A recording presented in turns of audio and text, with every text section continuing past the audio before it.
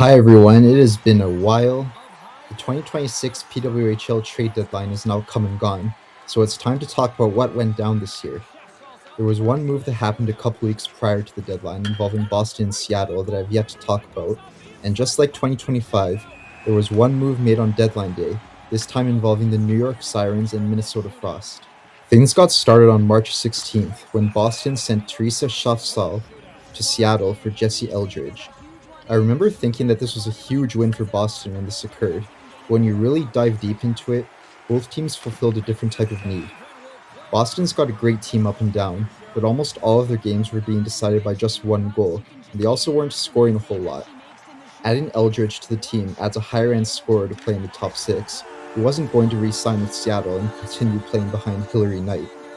Even though Boston is leading the league, and we know how excellent Aaron Franco has been, Eldridge should help them get a few more goals and win games more securely. In Seattle's case, they have really struggled after having the expectation going into their inaugural season that they were going to be a team that's really hard to beat. However, the Torrent have sat in last place in the standings for a good chunk of the season. Now, they have been hit with some injuries, like Hannah Bilka being done for the season, and Hillary Knight missing a significant amount of time with a torn MCL. But both those injuries occurred during the Olympics, and the Torrent weren't winning a whole lot even before then. At the time of the deal, Jesse Eldridge was their third leading points scorer, which, from box score stats alone, made her look like a much better player than Teresa Schaffsal, hence the overreaction to thinking Boston were the clear winners of the deal. However, Eldridge is a pure offensive player, but Schaffsal is a more two-way defensive-minded forward, and also a few years younger than Eldridge. Watching both players in the few games they've had with their new teams makes me believe that it was a move that was great for both players and both teams. I don't think there's been a single trade in PWHL history where I felt that one of the teams were the clear winner or loser. I would highly expect both Eldridge and Schaffsal to re-sign with their respective teams, as both were likely not going to re-sign with their previous teams had they not been moved.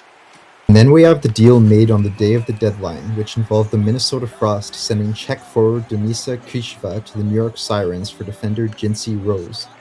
Going into deadline day, I wasn't sure what was even going to happen, and I didn't have any expectations for which players could or should be in discussions, like I did in 2025. I know I had wanted Montreal to trade Anna Shelbien, which they did, but just not to where I thought they were going to send her. But back to the Krishva and Rose trade, there wasn't even any build up towards it, and it was just announced all of a sudden, but it's another trade that looks like it fits both teams well, and I can't wait to see it pan out. I feel a little bit bad for both players though, because if you don't remember, Krishva was selected by Vancouver during the expansion draft and was traded back to Minnesota before the season began, which is where she wanted to remain. And Jincy Rose signed with New York with the intention of being closer to her husband, and now both players are on the move. Luckily for both of them, their contracts expire at the end of the season, so they can go back to where they would rather be, that is if their respective teams wish to bring them back. But Krishva hasn't been as noticeable for the Frost recently, and with Natalie Bookbinder out with an injury, Minnesota made a good move in acquiring a veteran to add insurance to their blue line. We don't know how long Bookbinder will be out for, but regardless, Rose is an upgrade over Madison Bazal or Brooke Becker. The risk they take now is they have 12 forwards and 8 defenders on their roster, but it also opens the door for a couple of their younger forwards to show what they can do. I can see the potential in players such as Vanessa Upson and Peyton Anderson. New York really needs another forward, with Taylor Girard out for the season and Kristina Kaltonkova missing a significant amount of time. New York has run into a similar problem like they've had every season, where they start off fairly well and then they look like they're going to do well, but then they have a bit of a losing streak. This season they're not in last place by a mile again, but have still fallen out of a playoff spot and are going to have to work hard to climb out of a minor hole and earn that playoff spot for the first time in franchise history. One of the team's problems as of late has been getting scoring from more players throughout the lineup. I don't know if Krishva is the answer to that problem, but it does add more experience to the forward core. Their main concern right now though needs to be how many goals they have been allowing, and I personally feel that Kaylee Osborne has been getting slightly overworked. Perhaps their strategy should be to get their scoring going early on in games so the momentum swings in their favor and the other team lighting them up becomes less of a worry. Krishva will strengthen their offensive group at an important time, as GM Pascal Daou said to the media following the trade. How would you grade each team's trade value that they received? I think every team did what they needed to do, so it's hard to give any team a very high or low grade. However, I do think that Boston and Minnesota are going to benefit more from the players that they acquired. With Seattle at the bottom, Schaffsal puts them in a better position for the future, knowing that Eldridge wasn't coming back. So it's good that they can acquire another asset rather than just losing a player to free agency, unless by chance Schaffsal decides that she doesn't want to stay.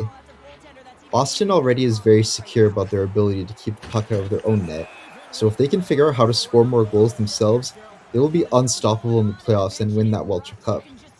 We know that defense and goaltending typically wins championships, which is why Minnesota is addressing their defense. The team already leads the league in goals scored by a pretty big margin, but they haven't allowed the fewest goals. But they arguably have the best goaltending tandem in the league, which have played a key factor in them winning back-to-back championships, and that's scaring a lot of fans into thinking that the Frost are going to three-peat.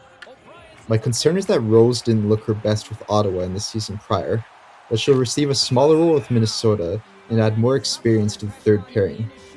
At this time, I'll probably give Boston a B grade for the move, and Minnesota a C+. For the other sides, both Torrent and Sirens will receive a C.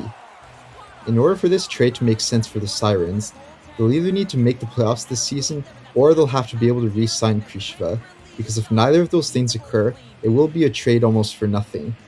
Their only hope after that would be to draft a franchise-changing player. If you enjoyed this trade deadline recap, be sure to give this video a big like. That's the best way to show your support. I want to try for 10 to 15 likes this time. Also, be sure to hit that subscribe button if you haven't done so, and hit that bell so you get notified whenever I upload. Don't be afraid to let me know your thoughts and how you would grade these moves by each team in the comments section, and I will catch you all next time. Bye!